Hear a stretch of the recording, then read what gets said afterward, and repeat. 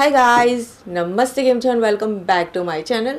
आज की वीडियो में मैं आपके साथ हाइजीन रिलेटेड कुछ सवाल के जवाब शेयर करने वाली हूँ, क्योंकि मैंने इंस्टाग्राम पे एक वीक पहले एक पोस्ट शेयर की थी, एक स्टोरी शेयर की थी। उसमें मैंने आपके साथ सवाल पूछे थे। अगर आपको कोई भी सवाल मुझे पूछने हैं हाइजीन रिलेटेड तो आप पूछ सकते हैं। तो बहुत सारे आप देख सकते हैं सवाल आए हैं, तो मैं उसका रिप्लाई करने वाली हूँ। कुछ सवाल कॉमन थे तो मैं आपके साथ कुछ कॉमन सवाल थे उसे इंक्लूड करके एक में इंक्लूड करके ही आपके साथ शेयर कर लूँगी। तो गाइज़, ये जो सवाल के जवाब है ना, वो मेरे पर्सनल एक्सपीरियंस के थ्रू मैं आपके साथ शेयर करूँगी। मतलब मेरे जो पर्सनल एक्सपीरियंस में मेरे साथ जो हो चुका है उसके आधार पे मैं आपके साथ शेयर करूँगी, क्योंकि मैं कोई डॉक्टर नहीं हूँ कि मुझे बहुत ही डिटेल में बहुत ही ज़्यादा ज्ञान होगा।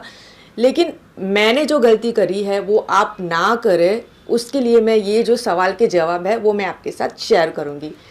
तो चलिए गाइस, वीडियो स्टार्ट करते हैं। तो सबसे पहला जो सवाल है वो है how to remove hair from private area. Okay guys, तो प्राइवेट पार्ट पे बाल निकालने के लिए आप उसे शेव भी कर सकते हैं, ट्रिमिंग भी कर सकते हैं, या अगर आप कुछ नहीं करना चाहते हैं वो आप पे डिपेंड करता है। ये सारी चीज़ें नॉर्मल है दोस्तों। अगर प्राइवेट पार्ट के जो बाल है ना वो ज़्यादा लंबे हो जाते हैं ना, तो ईचिंग की प्रॉब्लम बहुत ही ज़्यादा होती है, खुजली बहुत ही ज़्यादा आती है, पसीना भी बहुत ही ज़्यादा आता है। और हम जब चलते हैं ना तो हमारे जो थाइज़ है ना वो एक दूसरे के साथ इस तरह से रब होते हैं, मतलब घीसते हैं वो एक दूसरे के साथ। तो उसके कारण हमारे जो एक दो जो बाल होते हैं ना वो खींचते भी है। तो वो जब बाल जब ऐसे खींचते हैं ना, एक दो बाल ऐसे मतलब चलते टाइम, तो उसके कारण है ना छोटे छोटे दाने जैसे हो जाते हैं हमारे प्राइवेट पार्ट में। तो वो बहुत ही ज़्यादा दर्द करता है। जैसे कि हमारे पैर के बाल जो होते हैं वो बहुत ही ज़्यादा लंबे हो जाते हैं। जब हम पैंट पहनते हैं तो एक दो बाल टूट भी जाते हैं। तो उसके कारण आपने नोटिस किया होगा कि उस पार्ट पे भी हमें छोटे छोटे से दाने हो जाते हैं, पिंपल जैसे हो जाते हैं, और वो बहुत ही ज़्यादा दर्द करता है। तो इसी तरह से हमारे प्राइवेट पार्ट पे भी ये प्रॉब्लम हो सकती है। तो गाइज़, उसे आप ट्रिम भी कर सकते हैं या फिर आप शेविंग भी कर सकते हैं। तो गाइज़, जब आप प्राइवेट पार्ट के हेयर रिमूव करते हैं ना, तो वो वाली जो प्रोसेस होती है ना वो स्पेशली आप नाइट में कीजिए। वो क्यों, वो मैं आपको बाद में बताती हूँ। तो सबसे पहले तो उस पार्ट को आप अच्छे से वॉश कर लीजिए। कोई माइल्ड वाला सोप यूज़ कर सकते हैं, या फिर आप कोई भी प्राइवेट पार्ट वॉश करने का जो लिक्विड होता है वो भी यूज़ कर सकते हैं। उसके बाद अच्छे से वॉश कर लीजिए, जिससे उसमें से जितना भी डर्ट हो, जितना भी ऑयल है वो अच्छे से रिमूव हो जाए, निकल जाए, और आपका प्राइवेट पार्ट क्लीन हो जाए। अगर आपके प्राइवेट पार्ट के जो हेयर है वो बहुत ही ज़्यादा लंबे हैं ना, तो आप इसे शेव नहीं कर पाएंगे, वो बाल निकलेंगे ही नहीं। तो आपको क्या करना है, आपको एक कातर मतलब एक कैंची की हेल्प से आपको ट्रिम करना है। मतलब लंबे लंबे जो बाल होते हैं ना उसे काट दीजिए, छोटे छोटे कर लीजिए। हो जाने के बाद आपको फिर से इसे अच्छे से नॉर्मल वाटर से वॉश कर देना है, और एक क्लीन ड्राई नैपकिन की हेल्प से अच्छे से ड्राई कर लेना है। उसके बाद आपको वर्जिन कोकोनट ऑयल यूज़ करना है।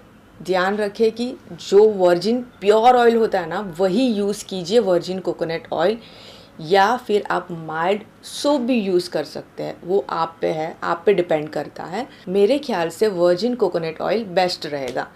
तो वो ऑयल अप्लाई कर लीजिए प्राइवेट पार्ट पे। तो शेव करने के लिए मैं यूज़ करती हूँ ये जिलेट का जो वीनस का जो ये जिलेट है वो यूज़ करती हूँ। ये 3 ब्लेड वाला होता है, और इस पर कोई भी सोप जेल बार नहीं होता है, जो नॉर्मल है वही होता है। तो आप ये वाला यूज़ कर सकते हैं, या फिर आप आपकी पसंद का कोई भी यूज़ कर सकते हैं रेज़र। तो सबसे पहले शेव करते टाइम आपको जो पेट, ये जो हमारा पेट होता है ना, उसके जो नीचे का जो पार्ट होता है ना, वहाँ से आपको स्टार्ट करना है। और एक बात ज़रूर याद रखिए कि जब आप शेव करते हो ना, तो जैसे कि ये हमारे हेयर की डायरेक्शन होती है इस तरह से, तो आपको वही डायरेक्शन में बाल को रिमूव करना है, ठीक है। मतलब आपको उसके अपोजिट डायरेक्शन में नहीं करना है। अगर आप इस तरह से करने लगोगे ना तो आपको छोटे छोटे दाने, छोटे छोटे पिंपल की प्रॉब्लम हो जाएगी उस साइड पे। पानी वाले जो पिंपल होता है ना वो भी हो जाते हैं और वो बहुत ज़्यादा दर्द करते हैं। तो ध्यान रखिए कि आपको उसी डायरेक्शन में, बाल के ही डायरेक्शन में आपको उसे रिमूव करना है। और हाँ, एक बात मैं आपसे शेयर करना भूल गई कि आप जब भी उसे पानी की हेल्प से वॉश करते हो ना वो प्राइवेट पार्ट को, सबसे स्टार्टिंग में जो ऑयल और डर्ट निकालने के लिए, और वो जो पानी है ना वो आप थोड़ा सा गर्म ले लीजिए, यानी कि लुक वार्म वाटर ले लीजिए। जिससे क्या होगा कि लुक वार्म वाटर उस पार्ट पे अप्लाई होगा ना तो उसके कारण हमारे जो हेयर है ना वो थोड़े से सॉफ्ट हो जाएंगे। तो ये बात भी ध्यान रखें। स्टार्टिंग में पेट के नीचे के पार्ट से आपको शेव करना स्टार्ट करना है, उसके बाद बिकिनी लाइन पे शेव करना स्टार्ट करना है, उसके बाद अंदर की साइड से आप शेव कर सकते हैं। बहुत ही ध्यान से करना है, बहुत ही टाइम लेके करना है, स्लोली स्लोली करना है, और छोटे छोटे स्ट्रोक में आप बाल को रिमूव कीजिए। एक ही बार में आपको इस तरह से निकाल नहीं देना है, ठीक है। आपको धीरे धीरे इस तरह से हेयर को रिमूव करना है, जिससे आपके हेयर भी इजीली रिमूव हो जाएंगे और कट ऐसा कुछ भी नहीं लगेगा जिससे आपको ब्लीडिंग नहीं आए, ठीक है। तो छोटे छोटे स्ट्रोक में आप इसे रिमूव कीजिए। तो बाल तो रिमूव हो गए, उसके बाद आपको क्या करना है, फिर से थोड़ा सा पानी डाल के माइल्ड सोप की हेल्प से उस पार्ट को क्लीन कर देना है और क्लीन नैपकिन की हेल्प से ड्राई कर देना है। उसके बाद आपको थोड़ा सा, मतलब बहुत ही थोड़ा सा प्योर कोकोनट ऑयल उस पार्ट पे अप्लाई कर देना है अच्छी तरह से। उसके बाद आपको जो अंडरवेयर है वो नहीं पहननी है, आप जो नाइट में जो पहनते हैं वो कपड़े पहन लीजिए। उससे क्या होगा कि गाइस आपको ब्रीथिंग मिलेगी और वो पार्ट पे पसीना कम होगा। पसीना कम होगा तो वो पार्ट में जलन कम होगी, जलन कम होगी तो छोटे छोटे पिंपल्स, छोटे छोटे जो पिंपल है, जो दाने हैं छोटे छोटे, वो नहीं होंगे और आपको ब्लीडिंग भी नहीं होगी और दर्द भी नहीं होगा। तो इस तरह से आप ये प्रोसेस कर सकते हैं। स्पेशली नाइट में करने से ये फ़ायदा आपको मिलेगा और ब्रीथिंग भी अच्छी तरह से होगी और ये सारी प्रॉब्लम भी नहीं होगी। तो ये बात आप ध्यान रखें। तो आप इस तरह से आपके प्राइवेट पार्ट को शेविंग या फिर ट्रिमिंग कर सकते हैं। और एक मोस्ट इम्पॉर्टेंट बात कि आप जब भी जो भी रेज़र यूज़ कर रहे हो ना, इसे आपको 2 से 3 ही बार यूज़ करना है। और जो आप प्राइवेट पार्ट पे जो रेज़र यूज़ कर रहे हो ना वो हाथ, पैर और अंडर आर्म्स पे यूज़ नहीं करना है। स्पेशल उसके लिए अलग ही एक आपको रखना है और किसी के साथ भी वो शेयर नहीं करना है। और इसे ड्राई प्लेस पे आपको रखना है, सूखी जगह पे आपको रखना है, जिससे बार बार पानी उस पर ना जाए। तो ये बात का भी आप ध्यान रखें। अगर बिकिनी वैक्स की बात करें ना तो मैं तो नहीं करवा सकती, वो अपनी अपनी चॉइस होती है। आपको अच्छा लगता है तो आप करवा सकते हैं, लेकिन मैं नहीं करवा सकती क्योंकि ऐसा पेन तो मैं बिल्कुल भी सह नहीं कर सकती। क्योंकि पैरों में पहले मैं वैक्स करवाती थी तो बहुत ज़्यादा पेन होता था। मैंने अंडर आर्म्स पे भी पहले वैक्स करवाया था, बहुत ही ज़्यादा पेन होता था। मैं यहाँ पे जल भी गई थी, अंडर आर्म्स पे एक बार मैंने वैक्स करवाया था। तब से मैंने सोच लिया था कि यार बिकिनी पे तो क्या ही हो सकता है। अगर आप कर सकते हो तो यार आप बहुत ही ज़्यादा डेयरिंग वाले हो। मैं तो बिल्कुल भी नहीं करवा सकती और मैं लाइफ में नहीं करवाऊँगी। लेकिन ये आपकी चॉइस है, जैसे मैंने आपको कहा, अगर आप करवाना चाहते हो तो आप करवा सकते हैं, उसमें कोई बुरी बात नहीं है। और प्राइवेट पार्ट पे मैंने वीट भी यूज़ किया था, वीट जो हेयर रिमूवल क्रीम होता है। गाइज़ मेरी मानो कभी भी मत यूज़ करो वीट, क्योंकि मैंने जब यूज़ किया था ना इतनी ख़राब मुझे जलन हुई थी उस पार्ट पे, इतनी ख़राब जलन हुई थी, वो पूरा पार्ट रेड हो गया था। तो बाल तो निकल जाते हैं लेकिन बहुत ही ज़्यादा जलन होता है और आई थिंक वो अच्छा भी नहीं होता है हमारे प्राइवेट पार्ट के लिए। तो आप वीट के ऐसे कोई भी चीज़ यूज़ मत करो। शेविंग्स बेस्ट है या फिर आप चाहे तो आप ट्रिमिंग कर सकते हैं, ठीक है। आई होप कि मैंने जो आपके साथ अभी जो शेयर किया वो आप समझ पाए होंगे। अगर आपको कुछ पता नहीं चला हो तो कमेंट सेक्शन में मुझे ज़रूर बताइए, मैं उसका रिप्लाई दूंगी। नेक्स्ट सवाल है कि why dark areas are really dark, no home remedies up to the mark, how to get rid of this. तो इसका जो रिप्लाई है वो मैं आपको देसी तरीके से देना चाहती हूँ। तो डॉक्टर की लैंग्वेज तो मुझे नहीं आती, लेकिन मैं मेरे हिसाब से आपको बताने की ट्राई करती हूँ कि हमारा जो प्राइवेट पार्ट होता है ना वो फुल्ली कवर होता है ना, तो उसके कारण उसमें ज़्यादातर हमें हवा ज़्यादा नहीं मिलती है। हवा नहीं मिलने के कारण उस पर पसीना ज़्यादा होता है। जब हम चलते हैं तो वो पार्ट ज़्यादा घिसता है, समझ रहे हो ना, मतलब उस पार्ट पे ज़्यादा घर्षण होता है, तो उसके कारण वो पार्ट पे पसीना भी ज़्यादा होता है और कालापन हो जाता है। जैसे कि हमारे अंडर आर्म्स जब हम चलते हैं, ऐसे हमारा जब हाथ हिलता है ना, तो उसमें भी घर्षण ज़्यादा होता है, उस पार्ट पे भी पसीना ज़्यादा होता है, तो उसके कारण वो पार्ट भी हमारा थोड़ा सा काला होता है।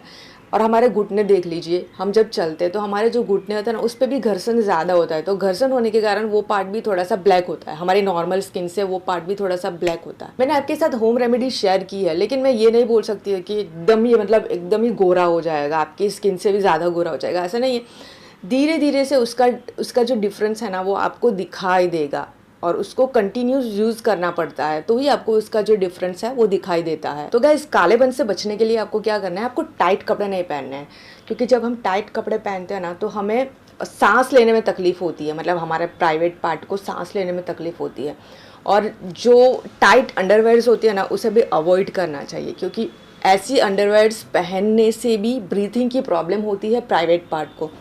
तो आप थोड़े से खुले वाले कपड़े पहनिए, थोड़े से लूज़ कपड़े पहने, जिससे ब्रीथिंग की प्रॉब्लम भी अच्छी तरह से रहेगी और वो प्राइवेट पार्ट पे पसीना भी ज़्यादा नहीं होगा। और कॉटन के कपड़े पहनने स्टार्ट कर दीजिए। जो कॉटन के कपड़े होते हैं ना, उसमें जो पसीना होता है ना वो ईज़िली वो सोक कर लेता है, ईज़िली एब्जॉर्ब कर लेता है।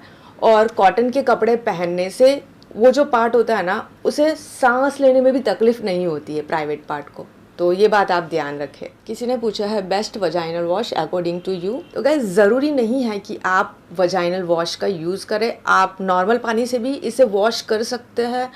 और मैं जो वी वॉश का यूज़ करती हूँ, तो मुझे पीएच बैलेंस का तो पता नहीं, लेकिन उससे वो जो मेरा ऑयल होता है ना, मतलब प्राइवेट पार्ट का जो ऑयल डर्ट होता है ना वो निकल जाता है, इसलिए मैं यूज़ करती हूँ। आप माइल्ड वाला सोप भी यूज़ कर सकते हैं, नॉर्मल वाटर का भी यूज़ कर सकते हैं। गाइस, मैंने 2-3 दिन पहले पढ़ा था कि अगर आप वजाइनल वॉश का जो यूज़ है ना वो एकदम अंदर तक क्लीन करने के लिए करते हो ना, तो वो अच्छी बात नहीं है, क्योंकि हमारे प्राइवेट पार्ट में कुछ ऐसे बैक्टीरियाज होता है ना, हमारे वजाइनल में होने वाले इन्फेक्शन से बचा सकता है। ऐसे भी बैक्टीरियाज होते हैं, ऐसे भी बैक्टीरिया होते हैं। तो अगर आप वजाइनल वॉश का यूज़ अंदर तक करते हो, अंदर तक वॉश करने के लिए करते हो ना, तो वो जो अच्छे वाले जो बैक्टीरिया होते हैं ना उसे वो मार डालते हैं। तो ये हो सकता है कि कुछ ऐसे भी बैक्टीरिया होते हैं जो हमारे वजाइनल यानी कि हमारे प्राइवेट पार्ट के लिए ज़रूरी होते हैं। तो ध्यान रखें कि जब भी आप वॉश करते हो ना तो ऊपर ऊपर से ही वॉश कीजिए। तो उसके बाद का जो सवाल है वो है how many times we need to change pad in a day when we are in periods. तो पीरियड्स के जो 3 दिन होते हैं ना स्टार्टिंग के, उसमें मुझे बहुत ही ज़्यादा फ्लो रहता है, तो मैं उसे हर 3 घंटे में, हर 3-4 घंटे में चेंज करती हूँ।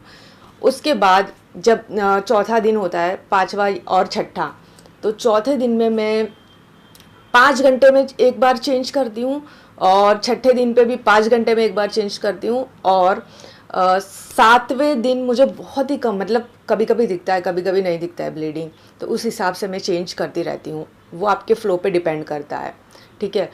तो 3 घंटे से ज़्यादा, 3 से 4 घंटे से ज़्यादा आपको पैड नहीं पहनना चाहिए, क्योंकि उसके कारण भी इन्फेक्शन हो सकता है और इचिंग भी हो सकती है, और पसीना भी बहुत ही ज़्यादा होता है। तो आप ध्यान रखें कि हर 3 या 4 घंटे में आप पैड चेंज करते रहिए। उसके बाद नेक्स्ट क्वेश्चन है how to cure vagina bad smell. तो गाइस, मुझे ऐसा लगता है कि हमारे जो अंडर आर्म्स में उसमें भी स्मेल आती है, तो प्राइवेट पार्ट में तो स्मेल आना नॉर्मल चीज़ है, लेकिन हम इसकी क्योर कर सकते हैं। तो जैसे मैंने आपको कहा गाइस कि कॉटन की अंडरवेयर पहनना स्टार्ट कर दीजिए, वो पसीने को भी ईजिली सोक कर लेता है और बैक्टीरियल इन्फेक्शन की भी प्रॉब्लम उससे दूर हो जाती है।